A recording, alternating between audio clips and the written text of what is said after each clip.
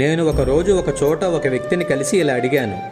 ఏంటయ్యా ఇంతలా కాపలా కాస్తున్నావు కదా, లాభం ఎంత ఉంటుంది?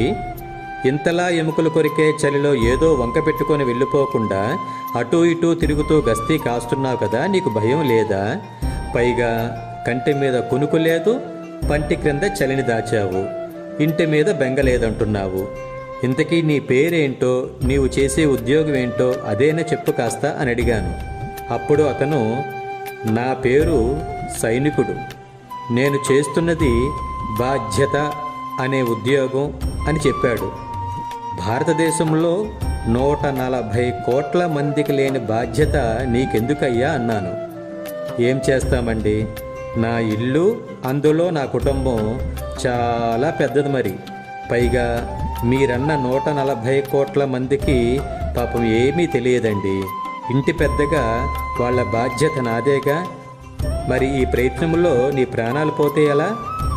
అలా కొన్ని కోట్ల మంది ప్రాణాలు పోయిన తర్వాతనే నాకు ఈ అదృష్టం దక్కింది. ఏంటి, చనిపోవడం అదృష్టమా? మాకు చావు ఎక్కడ ఉంటుందండి? మీరన్న 140 కోట్ల మంది ప్రాణాలలో మేము లేమంటారా? జై హింద్.